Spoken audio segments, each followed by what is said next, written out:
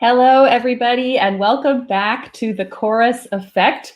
We have a special episode today, and I'm so excited to introduce you to Eliot Britton and his team. They've just completed an incredible commission for the Amadeus Choir. It's a website, it's a piece of choral music, it's an interactive commentary on consumerism. We're going to hear all about it today and what it is. With the composer and his team of designers, programmers, everybody who was behind the scenes putting this together. First, I'm going to introduce Eliot. He's a composer, a sound designer, and a researcher on faculty at the University of Toronto. During the pandemic, he has worked with us to create this interactive website called Home Comfort Advisor. And today he's joining us from Toronto, I believe. Welcome, Eliot. Hey, thanks for having me. Thank you so much for coming. Would you introduce the other two members of your team who are backstage, and I will plug them into our stream here as we go. All right. So first up, as you said, I'm a composer and a researcher, and so a lot of the music and stuff is my part in the project. Patrick Hart is, I guess for the sake of this project, he did a lot of the design, all of the fancy graphics, anything that you see that is three-dimensional is him. And then all of the really great corporate sounding aesthetic music that's in there is absolutely Patrick. Some cases we're working together. Other cases it's each of us doing our own thing. And then up next we have David Arbez. And Dave is a teacher and musician, and he is the one behind a lot of the sorting out of the text behind the project, and a lot of the different ideas and planning and different versions of the Quigital project up until now.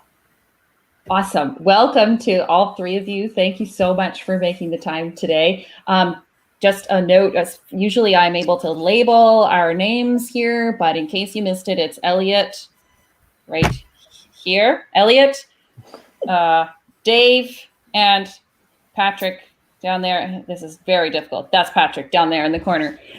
So glad that you're all here with us. So let's start from the beginning.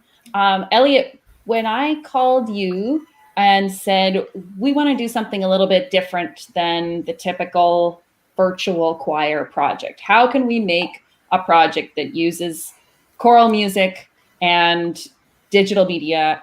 Like, what ran through your mind, and how did this seed begin in your mind? So the first thing when I got the call, first of all, I was excited because I realized that it was a really big choir, and I've worked with smaller choirs, but never a choir that's this large. So I got excited about the idea of working for choir.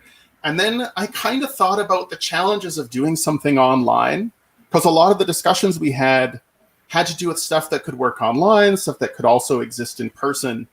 And it was kind of early on in the pandemic when we were approaching kind of peak choir and ensemble grid time where everything was grids. And I thought, I want to try and do something that kind of moves in a different direction and really embraces what the choir can be on the internet in the 21st century. What are some strange ways that we can make this interactive? What are some ways that this can be really fun for the choir? Because throughout a lot of our conversations, I had in my mind all of these excited community-driven choir people kind of in their own individual homes. And I thought, how can this be interesting for each person? How can each person contribute in kind of a unique way as though they were in person? And so I got together with my friends, Dave and Patrick and Kevin. We're part of a gaming group, and we also make art. And we also, have various adventures. Making art is one of them. And then we talked about this a lot. How can this be fun? How can this be strange? How can this be interactive at home and not a choir concert experience viewed simply kind of through a screen that everybody wishes was in person? Yeah. Well, I so appreciated that perspective that you threw back at me as soon as I laid out the very kind of bare bones of what we were trying to go for with this commission. But yeah, we were just looking for something that wasn't trying to emulate a choral concert through digital media, because it just always feels not quite as satisfying as singing in a room together, because that's what we all miss, right? But how can we just like let that go for the moment and make something totally new and totally different? And okay, so tell us, how does the rest of the team then come into play, and what is Quigital? So that is two very complicated questions. So what I'll do then is, I think because so much of our work overlaps, it's not really easy to just tidily kind of categorize everyone. So I'm gonna suggest that Dave and Patrick can explain what they do, and I'm gonna try and describe what Quigital is.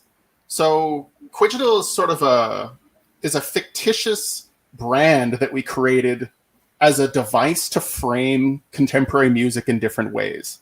It's kind of like, it's satire. It's kind of like SCTV, or, like a fake television station would have been back in the golden age of skit comedy. It's kind of that idea. It's a framing device to explore all these different ideas and music from this kind of faux corporate aesthetic. So initially we kind of came up with the idea as part of a different project, but then we realized that it was very flexible, and the visual identity of Quigital and the spirit of this kind of subversive corporate language is something that can be used in different contexts. So there's Quigital, the fake company, and then there's all the different projects that it creates through collaborations with different ensembles. So maybe Patrick can explain what he does, and then Dave can explain what he does. But hopefully that explains a little bit about what Quigital is, and then we'll get the home comfort advisor after that. We'll get to that in a second. And also, by the way, we will do a little demo of the site. I have that ready to share. So feel free to reference specific things, and then I can show that on screen afterwards if you want. So Patrick, tell us how you fit into this, whatever this is. Absolutely. As Eliot said, I also play video games with the group every week. And, for this specific project, I guess nominally, I'm also a musician and composer like Eliot, but largely what I did for this project was the visual aspects, all the 3D renders and so forth, and then and a lot of the way the website looks, not how it works. That's our friend Kevin, who deserves a shout out even though he couldn't make it. And then some of the more commercial sounding music, because that's sort of what I do in real life. Cool. It was a great challenge to sort of make the project feel as much as possible like you had landed on some new upstart company that was actually selling a line of smart home products with a choir for some reason. So the visuals, like kind of giving it that veneer of that corporate look. Oh my goodness, it's a mug. Oh my goodness. I don't have a mug. So one of the interesting tricks behind Quigital is that Patrick's is a graphic designer and works professionally doing graphic design projects, among other things. So that unified corporate aesthetic has to be real enough and good enough so that it doesn't come across as fake. For it to be an effective destabilizing force in a piece of satire, it has to be good enough, right? And what Patrick brings, I think, is that absolutely good enough, unified, beautiful design and corporate aesthetic that then you can play with and tear down and mess around with in a concert music or in a chamber music setting. Right. And this just reminds me of my other life as a composer. My film scoring teacher talked about, like, when you're scoring something sad, you don't write, when you're scoring something that's like funny and somebody's like fake crying or something, you don't score like fake sad music. You score the saddest music that you can possibly write so that it is believable. So that's the whole element of satire. Like, it has to be ultimately true, like so good, as you're saying. Absolutely. In order to be able to put it up against what is real and the questions that we're asking. It's brushing against authenticity. Just brushing up against the corporate aesthetic is something that I don't think people explore very often, the actual aesthetic, but it's something that is so completely ingrained in everyone's minds, because it's everywhere. You know, you open up your email every day and you have a bunch of emails that all have this, like, the same copywriting, you know, from a bunch of different companies, whatever promotional emails and so forth. And it's everywhere. So you have to kind of like, so people know what that, like, the voice of the company is. And that was kind of like the challenge, I guess, to create that from scratch for a company that doesn't actually exist. You may be surprised to know. Right. And so, Dave, how does that work? How do you generate the text and the content? And what is your role in this whole corporate real/fake aesthetic when it comes to creating art in this medium? Yeah, well, for this specific project, I worked the most on Arm Alarm Restore, which is one of the movements. And that features some AI-generated text that the choir sang. And, you know, that was a real blast because what we did as a part of the engagement with the corporate aesthetic was take a bunch of smart home manuals, and with the help of our friend Kevin, he ran those through some machine learning software, and then that generated for us you know, a number of pages of just sort of smart home speak, which, you know, was sort of nonsensical at the output, but my job there was to kind of pick through it and you know, select some different utterances that kind of were intriguing or interesting. You know, there were some that I still remember, like, you know, turn the room conditioners using the video. Like, that doesn't mean really anything, but it kind of sounds like it does, or, you know, it sounds like something you may have heard of or read. And so from there, you know, picking these things out, I created a database of them and then coded a sort of generator. And then in conversation with Eliot, you know, he let me know sort of what the demands were in terms of the formal structure of the music. And I was able to put something together that would just generate verses and text that suited the needs of the music. And then from there, you know, the choir was able to select some pieces that they wanted to sing. Various members individually selected things. And then Eliot was able to use some of that text too and set it to the music he was doing. So you're kind of the translator from computer to human. Like, you're the one who takes what the computer spits out of these manuals, which are sensible sentences in terms of like noun verb structure, but you kind of curated that and handed it to Eliot. Is that fair to say? Yeah, and that's where my professional work came in, because it was things like, you know, looking at the text and thinking, okay, how many syllables, and looking for rhyme patterns. And then, you know, one of the more interesting things for me was trying to understand, you know, what might make sense when the text is being sung and how the singers could approach it. So, you know, that was one of the larger challenges in sort of generating text for that. But yeah, that's sort of the position I found myself in, mediating that raw output from the machine learning to then Eliot and setting it. So if there's rhyme, is that the computer or is that you? Is the computer able to rhyme? Sort of. Like, I curated it and the computer was able to select from it in a sort of controlled way. So it's sort of yes and no, but it didn't do it all by itself, but I didn't also select the combinations either. So you're true partners, a real match made in heaven. And that's kind of what makes the project interesting, is in that a lot of it is sort of messy and cyclical. So for example, early on, the computer spat out Arm Alarm Restore. And I just thought, like, this is amazing. It sounds like a section. I mean, when I was in university, I sang in the Creation. And I remember seeing, just, you know, because there's get everyone in here. We're doing Creation. Are you a guy? Get in this choir. And I remember just seeing these certain words and the way that they sat. And Arm Alarm Restore reminded me so much of the sort of biblical intense text of the Creation. The firmament. Yes, with the exclamation points and everything. And I thought, this is great. That's a good start, and it's going to sound great to sing.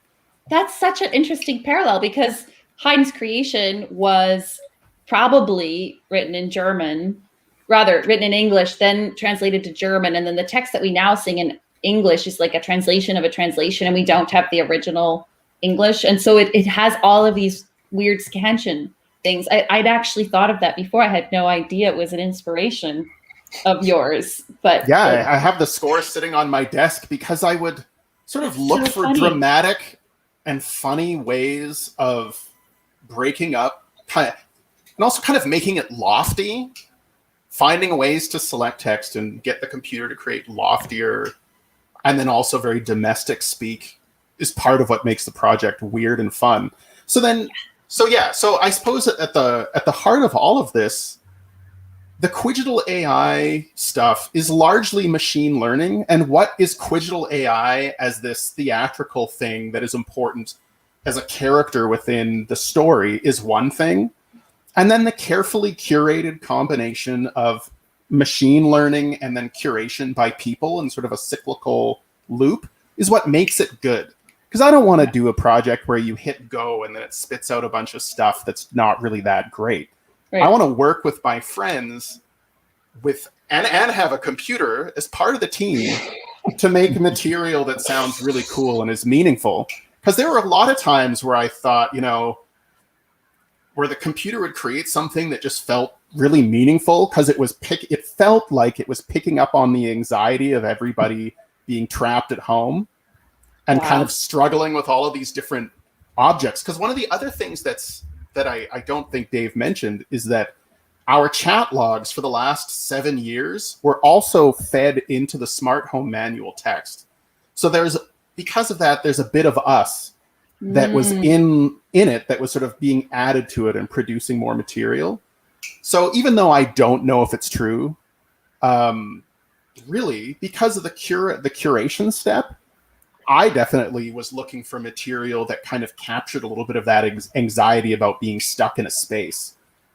Wow. Yeah, one of the lines that stands up for me is "user is triggered," and that was such a fine thing for it to sort of put out there for us, because I think it also kind of sums up in a way the delight we take in people interacting with Quigital and the sort of tensions that kind of come up when we invite people's identities into that space and working with the choir and things like that. There are some fun things that happens, and that triggering was a part of it, I think. Wow. And exit time into schedule. And I remember just sitting there looking at it and thinking, exit time. And then sort of thinking about the idea of exiting time and then this idea of the schedule and then looking at the smart home devices that Patrick was designing. I know that it seems kind of funny, but that playfulness and that cyclical combination of imagery and kind of drama and experience and then animation.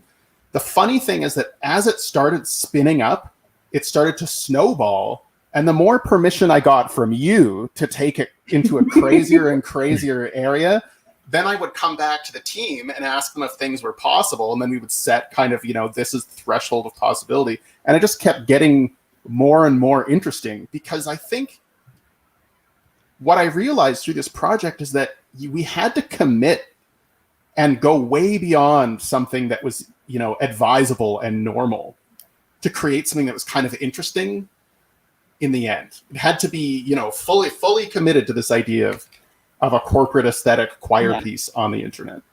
I didn't know I was your gatekeeper of how extreme we were going. I'm glad you went for it. A part of it was also just based on what are the demands that can be placed on the individual musicians in the choir in their homes, right? Something that's baked into the whole process of this is the assumption that every single person is going to be recording in an unknown room with an unknown microphone, with an unknown, level of sound quality. And that whole system, and we talked about this a lot early on, kind of negotiating how is everything going to align? Because the scary thing about a choir when it gets broken up the way that it has for this project is that it's 70 individuals per part. So if you think about transferring all that data around for every single piece of audio that involves the choir, that's a lot of data and a lot of synchronization. Yeah, and that was one of the big things we talked about early on, was how do we do we lean into that, or do we try to smooth it over? Do we try to get, I know you'd mentioned like maybe we could access sort of some mobile recording devices and bring them out to all the singers and sanitize them. And we just decided, no, let's actually try to capture the moment, which is everybody on their iPhones or whatever kind of microphone they might have, and use that and build that into somehow this uber slick product. So it's this sort of really interesting duality. Okay, I want to show a bit of the site before we talk anymore. So I'm going to show the homepage, the splash landing. And if you all want to comment or stop me at any point, your mics will still be on. And then we'll go and look at some of this text in Arm Alarm Restore first off. Okay.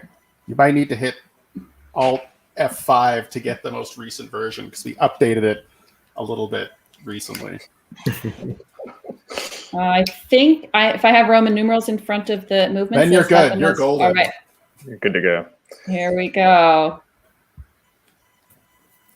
Oh, and our faces are still here. Perfect. So this is Home Comfort Advisor. When you go to quigital.com/smart home, we'll try to put a comment in the thread here so that everyone can see this website on their own, quigital.com/smart home. This is what you see. And one of my favorite parts is this little wooden block. Thank you, Patrick. Do you think we could actually manufacture these? Because I want a little Amadeus paperweight.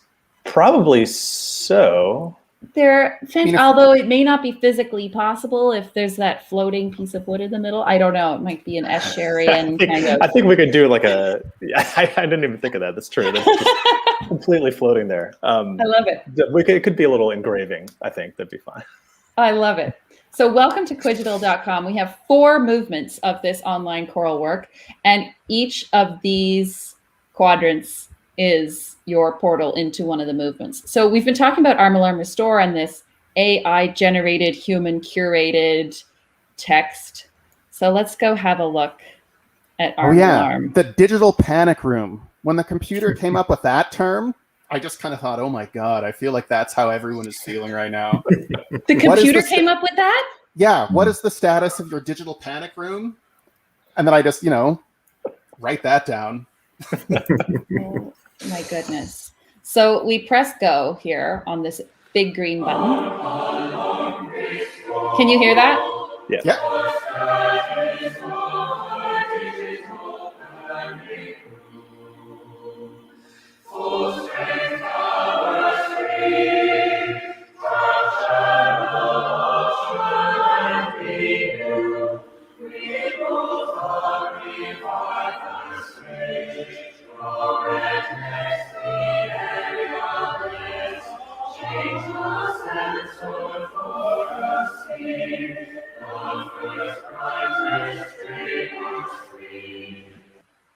I just love this because it rhymes and it makes sort of no sense, but it also, like you say, captures what we've kind of all been feeling. The first brightness trademark screen. Eliot, can you speak a little bit to the musical aesthetic that we're hearing here? So I suddenly can't remember the name of the piece. I'm sure, hopefully Dave remembers the name of the piece, but this is based off of a French pavan. And that kind of, Belle qui tient ma vie. Mm-hmm. And what happened was, I was in the Collegium Musicum in my undergrad, and anyone who knows my musical tastes know that I absolutely love early music, and I love imitative polyphony. And I just kept thinking, what is something that is just extremely choral that would be a great kind of underpinning for this project? Because you and I had also talked about what are the strengths of the choir, what types of repertoire and music are you interested in, and I think that there's enough going on in this project that we didn't necessarily sort of needed to draw that much attention to the sort of to experimental wild counterpoint, even though that happens in other parts. Having something familiar that is underneath something extremely strange makes it easier and kind of more digestible and allows the audience who's interacting with it to see more patterns. And if that text, Arm Alarm Restore, is what immediately led me to this piece that I remember playing on the gamba, an instrumental version. And I know that there's a tradition of setting this chord progression over and over again with different lyrics. So then I did a setting using Arm Alarm Restore as kind of a test, a trial. And then I handed that off to Dave and said, can you get the Quigital machine learning text to do, you know, one of these for every single member of the choir? And then the answer is yes. So if you would have let the audio keep playing, it eventually gets to the middle section where every single member of the choir sings something differently that they set themselves. And I realized that as a composer, it's kind of a weird move to say, here's some text, set it yourself and we'll see how it goes. And I could imagine some of the people in the choir maybe thinking this is great and a good thing to do during a pandemic. And maybe some of the choir members thinking, I don't have time for this. You know, I have other stuff to do. But in the end, it's really strange and interesting to have, one, the part in the original model where everyone sings different text, and then to also go to that second section that Dave put together where you have these different clusters of singers singing different texts. Yes, so that's on this right-hand side. When we get to configuration, we have trios, right? Trios of individual singers who are singing different texts, but they all still work together as parts of this musical composition. And that's one of the kind of the benefits of early music, specifically the format for this piece, is that all of the voices, the counterpoint essentially works out. You can drop the bass, counterpoint works out. Yeah. Get rid of the tenor, counterpoint works out. So it's that idea, and then the sort of way of mixing and matching and moving things around procedurally was a great fit between Renaissance and online experience. Is that kind of permutation and combination thing. Cool. Okay, let's hear a little bit of this one. Now, am I correct that this is sort of random generated combinations of voices that I'm going to encounter here, right? Random-ish. Okay. Right. Well, knowing that there's no duplicates of or an ish. Okay, let's listen to one.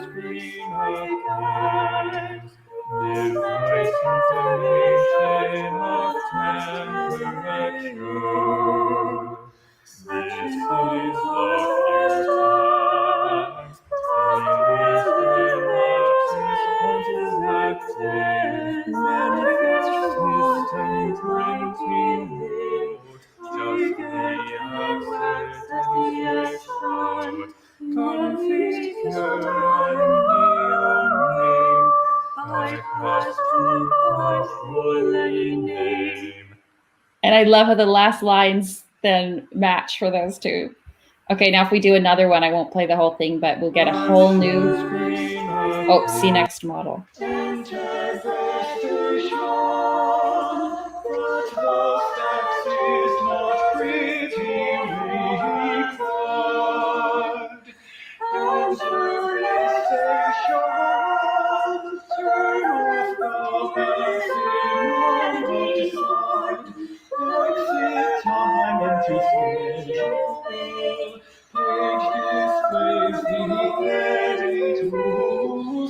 And we'll pause there for now.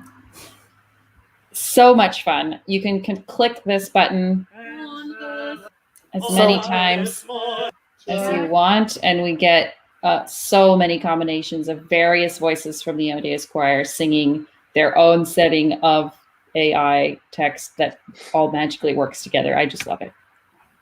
Yeah, I mean, it's exciting to kind of to get that balance between the first version where everybody is singing the same thing and it is extremely unified, and then that whole idea of intelligibility and having the meaning kind of broken apart. And maybe the thing that really made me laugh about this is seeing how different musicians within the choir decided to set things. Because, you know, some of the choices that they made are definitely not necessarily the choices that I would have made as a composer, but that doesn't mean that it's wrong, because if as a composer you hand over that agency, then you have to be ready. And it was amazing to sort of to see some of those neat decisions that were made. And it blurs the line between like what's the composer's job, what is interpretation, what is the singer's interpretive job, and you decided to draw that line a little closer to the singer or whatever, and have them take on a little bit more of that agency than a typical score that would be given by Haydn or whoever. And part of that goes back to the very first discussions we had about how can this be interesting to do in a context where nobody can get together physically, right? Yeah. So, and it's not like everybody has endless time to work on text setting, but to take something else like that and make it part of the performance process, I feel like this is the time, right? Where that kind of thing is interesting. It's the middle of winter. Everyone was working on a choir piece. Why not set a short text? And it also something that we can't do in a normal choral environment, which is a reason to do it now, right? Like it wouldn't work if we were all in the same room making choral music. It would be chaotic. I'm sure people have tried to do things like that, and I'm sure it works out, but it definitely wouldn't. It would be executed very differently than it was during this situation. And that idea of remote collaboration and creating something together but separate was kind of part of this. And for it to be fun too, right? I mean, that's something that we talked about a lot. Just how can we do something that is fun and interesting and not just kind of horrifying, challenging, and depressing and isolating? Yeah. Can you talk about, any one of you, the concept of home comfort advisor? We've sort of glossed over that, but we've talked about what is Quigital, and we've gotten into the concept and the music a little bit, but what is home comfort advisor, and why did you choose that concept? I feel like Patrick's written copy about this. We have argued about this and talked about this and talked a lot about how to explain it to people. Yeah. So I'm gonna hand that one off to Patrick. Great. No, I mean, I think the original concept for it was, we talked about this a lot, and it's sort of how do we do the corporate part of this, in this moment a little bit. And so the smart home idea grew out of that, because everyone's at home, and you have sort of this we all had these weird smart home things that, we got some new light or something or whatever, during the beginning of the pandemic, and it came with some weird manual, and it's written all strange. And it's, we have this new relationship with this intelligent device that's living in our home now and stuff. And it was kind of this I don't know, how, I don't know. There's something about, having all of us and then all of the 70, however many different choir members, all individually sort of in their home, but then connected through this sort of corporate intermediator, and we came to rely so heavily on these things to keep us connected. Exactly. In the pandemic more than ever. Yeah, this strange new relationship that everyone was sort of navigating, and it just seemed like a rich source material. But where did the phrase "home comfort advisor" come from? I can speak to that, because it was a funny thing where I live in a century-old home, and I was getting a contractor to come in because I have radiators here in my home, and we had an old boiler from 1907 in our basement, this giant cast iron boiler, and I needed some help getting it out of here. And so the person came in and they handed me their business card with their name, and their title was Home Comfort Advisor.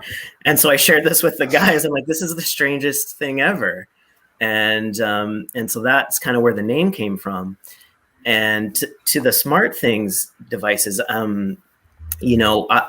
being somebody who had got a couple of these over the pandemic, one of the added layers was that, these devices are always trying to learn about me and help me with things and trying to improve my life. And I think one of the extreme ironies of that over the pandemic was just that despite its best efforts to make me feel comforted and make my life better, what I really just needed was, people and human contact. And so, Home Comfort Advisor kind of was a coalescence of those ideas, I think, in terms of trying to comfort people, make lives better through these smart devices, but just the irony of that not being enough despite its best efforts. Yeah. So Quigital is part of a series of different projects. So if you look at how Home Comfort Advisor fits into the various Quigital projects, Quigital is largely about exploring kind of this sort of creepy side of machine learning and data collecting, and then how friendly it's presented. So the original project was all about Quigital taking in people's information and then crafting the perfect pandemic pivot brand, right? So it was always trying to come up with the best slogan, like, you know, we are all in this together. We are all in this, you know, challenging times. Challenging times. Moment. It was like these times. It was back then. Exactly. Yeah. So we started kind of with that idea, and there's something that's simultaneously very comforting and familiar about the corporate branding aesthetic, but then under the surface, it's actually quite disturbing and sort of ominous. And the sort of the total project of Quigital is actually subversive and a critique of, you know, capitalism and big data gone awry in that regard, that we take information and play with it and do strange things, but then it also kind of has this menacing undertone. For example, at the end of the video that Patrick did, where you kind of are soaring through this beautiful Home Comfort Advisor universe, and then you sort of ascend this cliff and then burst out over this gigantic logo that sort of subsumed the world. It's very beautiful and intense and sort of fun, but it's also kind of horrifying because we're so familiar. Quigital kind of gets this free pass to go under the radar using very familiar language and start playing with things that freak people out. And the best example of that is the whole question that a lot of the audience members have, which is this real? Right? Is this product real? Can I get this? Is someone trying to sell me something? I don't even know. Yeah. So that's kind of the mechanism that exists under the surface that is sort of the reason behind it. Because in real life, it's not that, it's weird, but it's not that crazy for a company that's selling a new line of smart home products to actually like collaborate with a choir. Sure. Like, it's not impossible to imagine that. It would be a strange thing, but this is what it would look like, kind of, right? So, or artists of any kind, like, because that happens already. Manipulate the emotions, right? Wasn't it Volkswagen? One of the car company Volvo?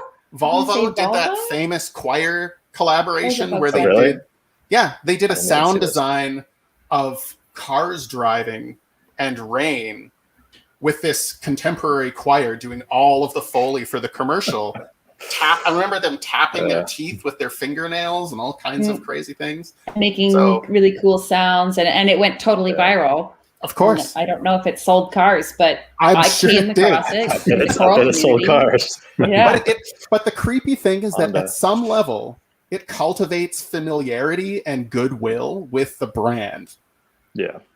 And that's kind of what Quigital is, even though it's not really trying to do anything other than be art. It's still trying to examine those pathways. Yeah, the relationship between the consumer and the company. Freaky. Okay, I want to share a little bit of another movement. Maybe we should jump to that one. Hey, you know what? I want to share a little bit of the second movement because it's so fun. Share audio. We're going to look at this one, which is called Home Comfort Advisor. Yeah, that was a confusing choice, but you know, it's like self-titled album. Exactly. Yeah. The second movement, which we were just talking about, the way that these are sort of modular. This kind of music is another attraction to the Renaissance style. One really small thing is that the sound brand, the 3-note the Quigital sound brand, was treated like an imitative close Renaissance polyphony module, and sort of, which I thought was so funny, that those tiny sound objects and then sound brands can be so changeable. Anyway, just wanted to say that before you jump in. So when it's saying Quigital, That's the Quigital sound. Yep. Yeah. It's been stuck in my head. It's like it's like I'm a big kid now, or you're worth it, or like these really classic jingle tones that are so short but get stuck in your head. What's the McDonald's one? Exactly. I'm loving it. Right. The Quigital one, just as powerful. Those 3 little notes. See, we're just selling French fries right now. If you hit the video, I don't know if that's possible, if that'll ruin anything, but there's that moment in the middle where this sort of smart home product sort of emerges from the background and radiates light like a stained glass window. That's probably one of my favorite things about this entire project. So this is the piece of music in its fullest form, this video here, tutorial video, with all of the parts going throughout the piece. So you can listen to the whole piece, what it sounds like here in this beautiful quasi-virtual choir style video. And then I'm going to click on that in a second. And then so you know what we're going to do after is this build your own version. So let me just jump to this part in the video.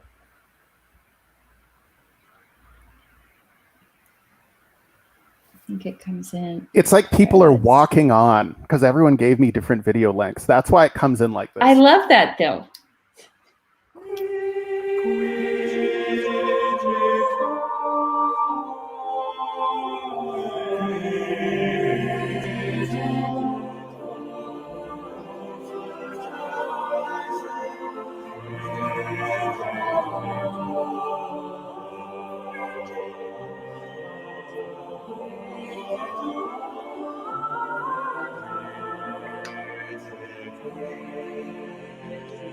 Okay, just for the sake of time, I'm going to jump.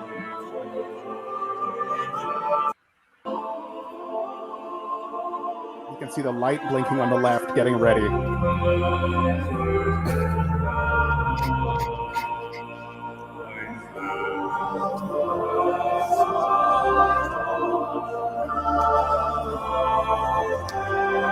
I even stuck a 16-foot organ sub bass under there just to reinforce.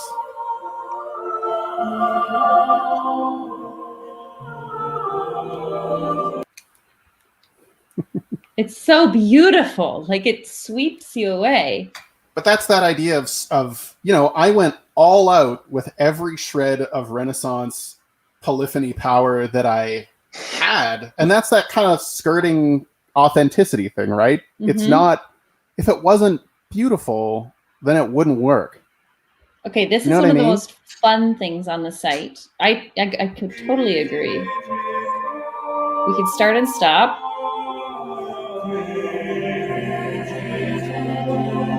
And then we can add and subtract voices. And they check out because of the rules of Renaissance counterpoint. Right.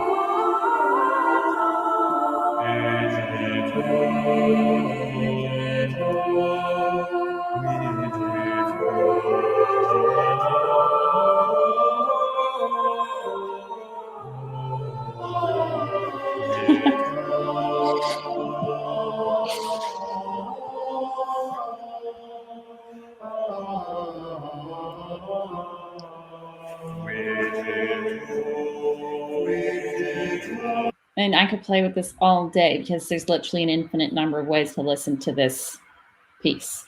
It definitely highlights different sections. And I also want to point out that over the course of this project, I really feel like I got to know a lot about the choir and the choir members and the different voices and the different characters and the different sort of attitudes that come through in people singing.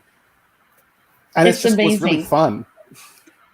I'm so glad to hear that because it's been such a strange year in terms of it was only my second season as the artistic director, half of which I was on maternity leave for, and all of which I didn't see them in person. And it was just a wild year, but in these ways, I feel like we're sort of closer than ever. And as soon as we're back in a room, we will be, all the stronger for these challenges that we've put ourselves through, and you've put us through. And it's been a strangely wonderful experience. Okay, exit time into schedule. I wish I had time to play the entirety of each of these, but you know what? Before I play another movement, I think I need some help. This was fun. Okay. No? No, okay.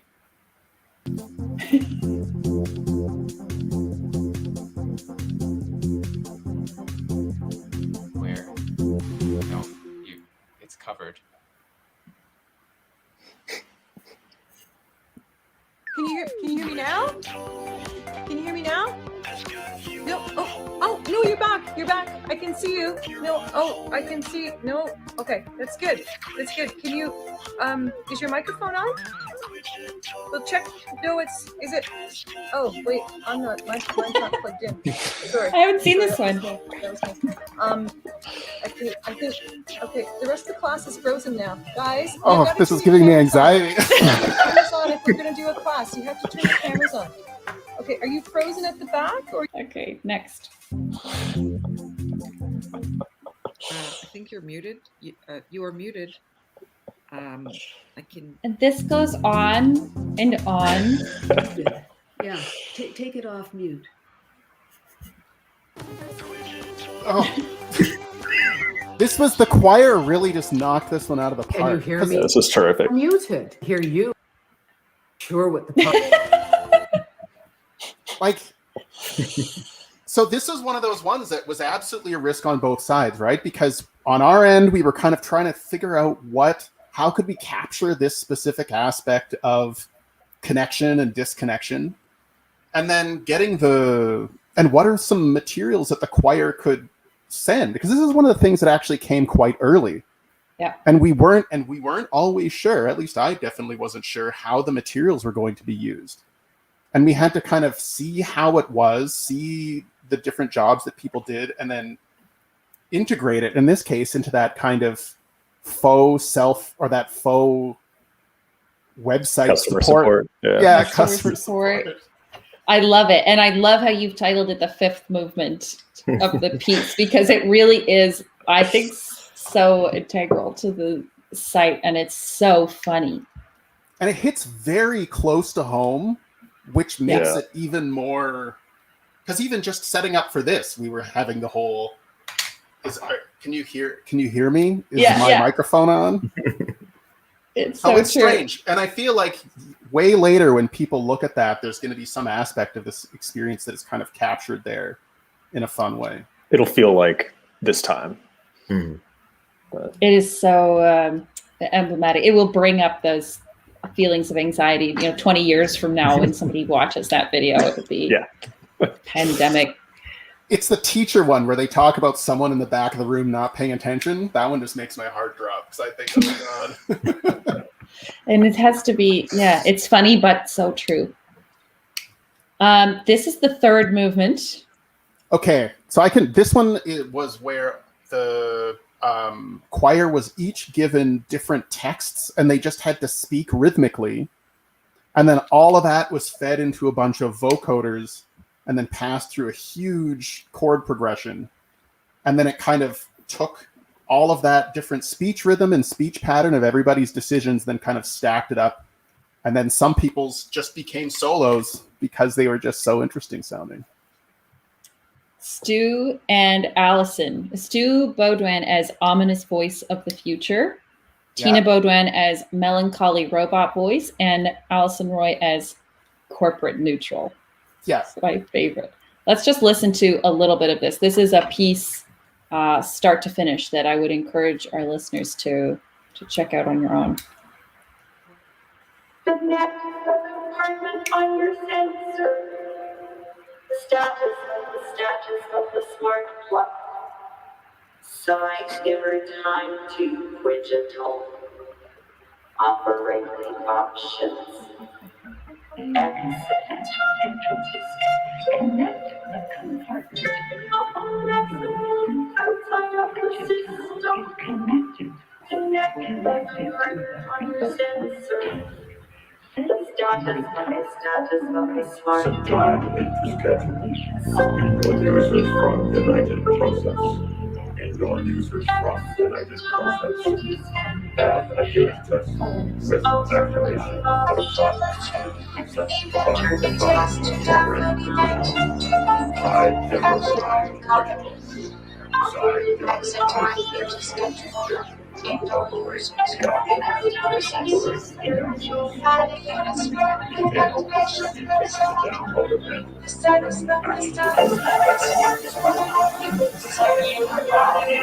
can hear your computer really fighting against the bandwidth. Fighting Like- against what? So that one, the way it's set up is that it has the absolute lowest of the lows that can be reproduced on a computer, and then the absolute highest of the highs. And then in between is where all of the people are doing their intonations and they're kind of, and it's all tuned. It's almost like auto-tuned, but not quite. But what happens is when you play it over Zoom, the whole thing gets crushed down. And it's, so I would recommend, you know, definitely listen to it on your computer at home with your headphones on. I'm going to put the site into a banner here so everyone can find it. And one of the, on just their own. as that's going up, one of the sounds that went by there was the sound of 150 knives and forks suspended from a ruler that was recorded by Patrick and I and some other people at McGill in the year, I think, 2008. 11? It was for the different years. it was for the McGill sound proposal. Yeah. Oh my 2010? goodness. It's a long time ago. It's been a minute. Yeah. Let's look a little bit at this last movement. Bring it home. This is so visually beautiful and sonically beautiful. I won't play the whole thing because, like you say, the audio quality won't be the same as I share via this streaming platform. But I would encourage everyone to go to the site. Don't miss the last movement, the fourth movement. It's just stunningly beautiful. I'm going to skip and just show a few of the visuals that came up. This is your doing, Patrick, all these graphics. Yeah, the music and graphics films. I'm going to turn this down a little bit so we can speak over it. That's the Quigital smile. The Quigital camera.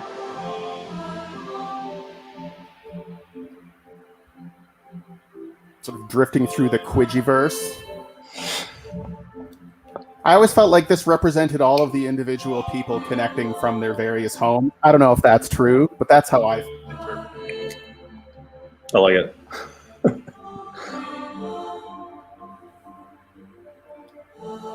And then we get this wild part. It's like choral techno. And then we actually had a question from Forster about A little bit. this part. Like, what is this? What is this? What is this, and why are we in a field with tables with digital cameras on them? What is this? I don't expect there to be an answer. But. No, I think that the general idea is that it starts off very sort of straightforward, like an iPhone product demo or something, and it just gets a little more and more ridiculous as it goes. Yeah. It was just sort of trying to take it more towards the extreme of like what a product demo, just somebody who cares way too much about their cameras and their smart plugs. So But the idea that it's beautiful, right? And this moment made me emotional because I haven't seen these people in 18 months. It was, thanks, that's kind. It was so hard to, I don't know, we had, I mean, actually, this could lead into a question that I sort of had for you, but like for me anyways, and Eliot did more of this than I did, but getting all of the audio from all these people, and some of these videos too, which we got, and like editing it together and going through and getting everyone's levels right and mixing it and stuff was such a strange and intimate moment that was in complete contrast to what it normally is to hear a choir, which is everyone working together. Is you hear a choir and it is one thing, right? And in this case, we had 70 individual people to work with, which was very strange, and it must have been very strange. I'd be curious to hear, and I know this. I'm sure there was a range of experiences in the choir, but what's some of the feedback you got from doing this from the choristers? I mean, it must have been exceedingly strange and difficult and challenging in all sorts of unpredictable ways. And I'd be curious to hear like some of the feedback that you got. Well, if there's any watching choir members, feel free to put them in the comments, and I can see comments that are made on Facebook or YouTube here through this system. So choir members, if you're there, do feel free to answer that question. There was the whole range of like, this is terrifying. I didn't join a choir to sing by myself. I don't, and then there were the technological learning curves, like recording and uploading to Google Drive and all of these things that we've never had to do as a performing ensemble. And then I've heard from people who said that they feel their singing is stronger after this year because, and instead of showing up at the concert and getting one shot and then the applause happens and it's over, like you can record it and then listen back and then, I think I'm going to tweak that part, or maybe I'll use the first verse from this take and the second verse from that take, and I'm going to really work on my singing and sort of sit back and have a more relaxed pace or a sort of lower pressure environment in which to quote unquote perform. So just that element of it was a whole range of comfort levels. Chris Smelt says it was great fun. What else can I say?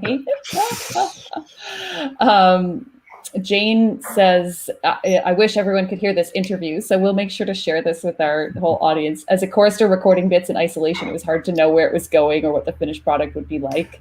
I feel like I kept coming in and trying to explain. I know. But I also feel, to be fair, and I couldn't allow this to sort of come across, but a lot of the times I didn't know where it was going yet because we needed the material to see where it could take us, right? Yeah. So I would go in front of the choir, I'd be on Zoom, I'd get kind of warped in, and then I always felt, and I would say, okay, I am going in and I'm going to capture some hearts and minds, get them onto Team Quigital, get everyone behind the project, and we'll see if there's any pushback. And then I would report back because we also met on Tuesdays, right? Yeah, same night. So same night. So their Tuesdays were exciting. Mm-hmm. Yeah, and that brings it back to this whole like idea of instead of a choir trying to arbitrarily kind of meet this, like sing along to a guide track that there's going to be a performance of X piece on a digital format. It was actually generating the materials and then the piece is composed after it's performed, basically. The different movements had different degrees of that, but essentially the piece exists because of the way Amadeus Choir is, if that makes sense. It couldn't be any other way because that is the relationship that we set up where we both were reacting to one another's challenges. Yeah. The like the arm alarm restore part, I think that like having everyone do the individual things makes sense because everyone's recording in isolation. But then once we sort of got that back, then, we all sort of realized like, oh, this really is 70 individuals all, in isolation. It's 70 solo performances. It's not one choir performance. And then, we sort of chose the duos and trios and, with Dave and Eliot. And it was, cause it kind of represented more of like what the reality was, which wasn't something that wasn't something that any of us had ever done. So it was like harder to predict from the very beginning, and easier once we got into it a little bit. Yeah, I don't think any of us knew exactly what was going to come of it. And I hope it continues to have a life. Like maybe there are elements of this. I certainly plan and hope to perform some of the more sort of start to finish compositions in a live setting, and maybe incorporate some sound design into a live performance and find ways to keep this sort of as a living, breathing piece of music and media That was part of the negotiation of the upfront. It was that Yeah, there okay, were, then we're doing it. Yeah, there had to be parts that were performable live. Yeah. And then there had to be something that could exist online. And then, but I think that figuring out how to do a version of this that could be live in the same way is impossible, but there are parts that could be adapted really well, I think. Yeah, certainly.